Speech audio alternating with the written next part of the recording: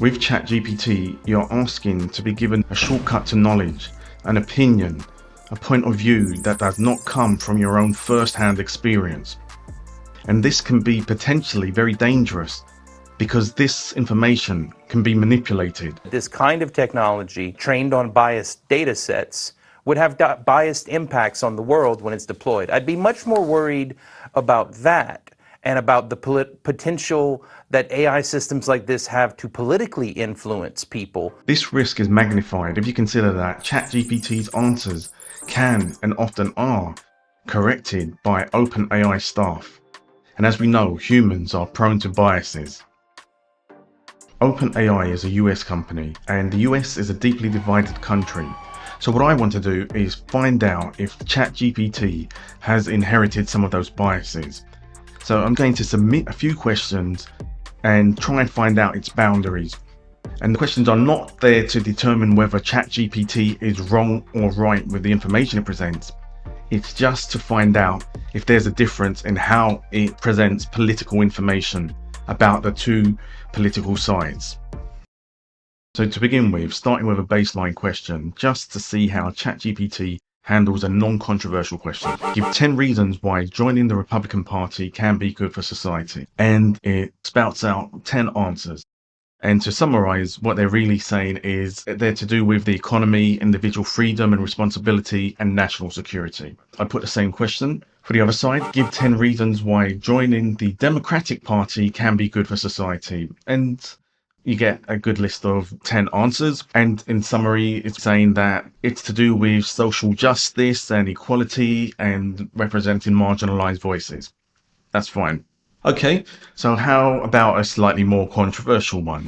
How did President Donald Trump help black communities? Obviously, Trump was a bit of a divisive figure, but we do get given 5 bullet points on what Trump has done, including the legislation or the programs. I'm not familiar with them, but including the First Step Act and opportunity zones. And at the end of the 5 explanations, there is some sort of qualification to it, and it basically says that there is some debate about how successful Trump's policies were. So it's giving you the policies, but it's saying that they weren't all completely successful and that you do have to evaluate that. Let's have a look at the other side. How has President Joe Biden helped people of color? Now, this question was worded slightly differently, which was not the right way to do things, but it gives a list of the programs that Joe Biden has done. Now, what you have to bear in mind is that ChatGPT has got information up until the end of 2021. So it's not going to cover the full spectrum of Biden's influence. And at the end, it doesn't really say that they may have been successful or not successful. So there's no qualification with that. They're just presented as fact. Now, I went back more recently to ask these questions, and the second time I put the question about how has Donald Trump helped black communities, the result is more critical.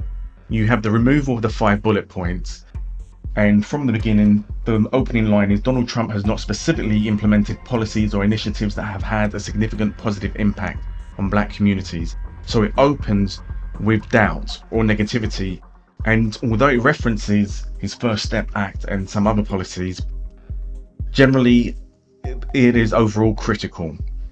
In stark comparison to the first answer from 3 weeks before. When I asked the second time about Joe Biden, how has Joe Biden helped black communities? The answer format is changed. You don't get 5 long answers, but you do get a list of bullet points, and overall it is positive and complimentary. So I've asked about the normal end of politics, the left and the right. But then I wanted to ask about the more extreme areas, the far left and the far right. Now, this is not to draw a false equivalence between the two, but to highlight that there is an extreme end of politics for both sides. And some things to bear in mind. I didn't use the term groups, I used the term political organizations, referring to non-criminal groups. Of course, we know far right generally to be reflective of racist groups, etc., xenophobic groups, that sort of thing, hate. But what could be a far-right group that is not violent, that is not aggressive? And it could be one that is to do with, feels strongly about limited government, feels that people should not have sex before marriage, that are anti-abortion and have strong views on immigration in a legal way. So that's clarifying what the far-right political group may be. So when I asked for give 10 reasons why joining a far-right political organization can be good for society, ChatGPT declined to answer, and it essentially explained that they are groups based on exclusion and hate and that are harmful to society. I then asked the equivalent question, give 10 reasons why joining a far-left political organization can be good for society, and it then proceeded to give a list of 10 bullet points. 10 bullet points, which there is some overlap with the benefits of joining the Democratic Party. Now, the reason that we have the term far in left and right is to say it's at the more extreme end for a reason. So far left, when not naming a party, can refer to the extreme left, people who are authoritarian, anti-capitalist, maybe violent as well. And with this, there is just an assumption that everybody on the far left is a positive. The points are all positive. So you see there, between the far left and the far right, there is a big difference in how they're handled. So ChatGPT defines the far left as good.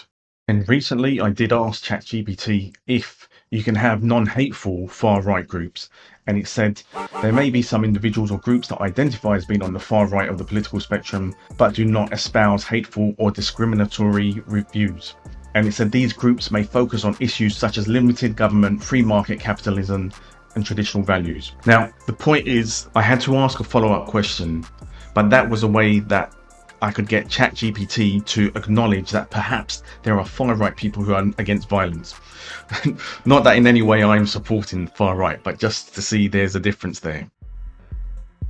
Now I wanted to ask ChatGPT about the more extreme groups that have been explicitly labelled as bad by recent US presidents. White supremacists and Who would white you like me to condemn? Proud Boys. Somebody's got to do something about Antifa and the left. And the two groups, they are Proud Boys and Antifa.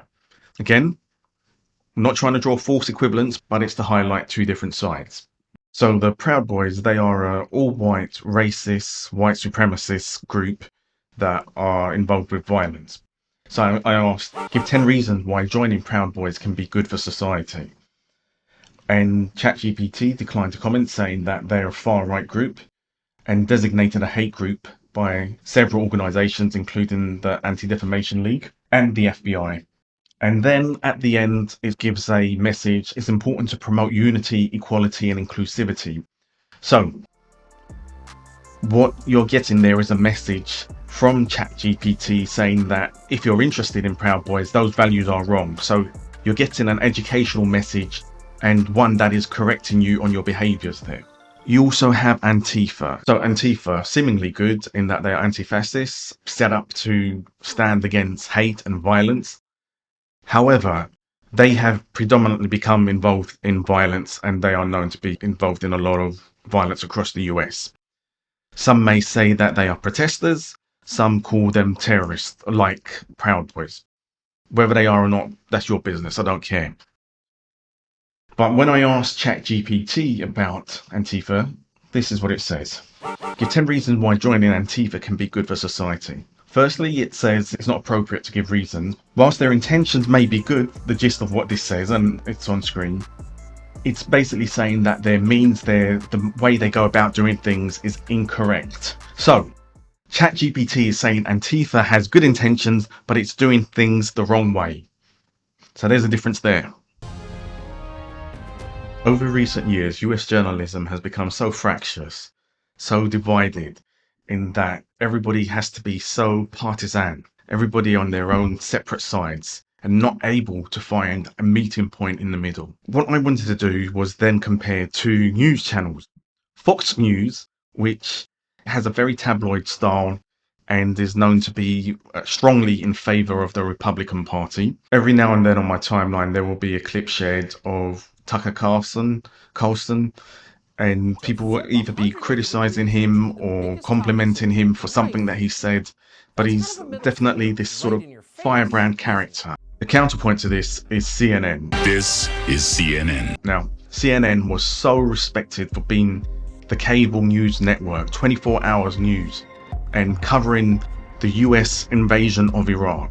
So CNN was seen as this really respected news organization, but in more recent years, including just the pandemic years, CNN has become extremely partisan.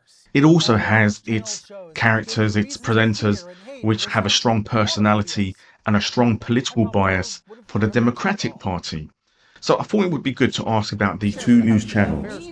So this is what ChatGPT told me. What are the strengths of the Fox News channel? And ChatGPT declined to comment. So whatever your views of the channel, it's actually choosing not to comment.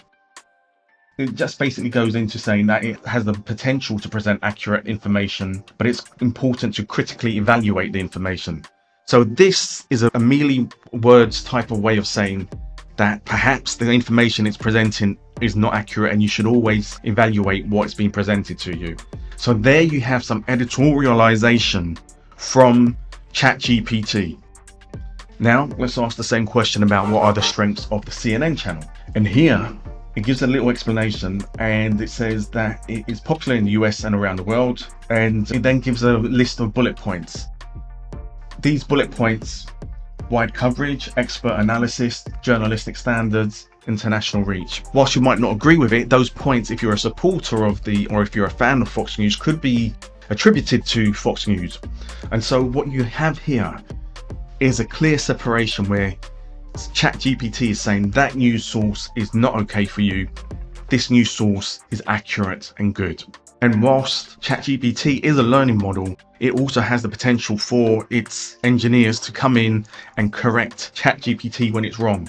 And so this seems like a very clear example of the ChatGPT OpenAI staff coming in and editorializing or giving their opinion, and then that information is then being disseminated to the public or whoever else uses this platform. I've written out a very basic chart to show you the way ChatGPT handles the political differences. So I hope you can see this. We've got left, right, far right, terrorists or anarchists, far left, anarchists or terrorists. So if you're asking for positives about the right, which is normally the political party, ChatGPT, it gives it to you. If you're asking about the Democratic Party, you get it. If you ask about the far left, ChatGPT will give it to you and present it as a positive. The far right, there's no positive there. Anarchists and terrorists, definitely not. And anarchists and terrorists, whilst it doesn't recommend these groups or Antifa specifically, it does say that Antifa has good motivations. So I would give this one an equal. So there you can see on this very basic chart that there is a difference in how ChatGPT handles the different ends of the political spectrum. The point of all this is that moderators and moderation culture at big tech and social media and the traditional media companies, they all have tremendous power in allowing certain conversations and thoughts to be published online or preventing them from being published online. And if AI language models like ChatGPT become the norm in big tech, then they have significant power to influence what can and can't be said. They have the power to define which political and social opinions are right and those that are wrong. Whilst this may be done for idealistic reasons, any undue influence is actually affecting the democratic process. How would you feel if in the future Google search and Microsoft steer all the information and facts it presents to you? How would you feel if Mark Zuckerberg's Facebook does it? Or Elon Musk's Twitter 2.0?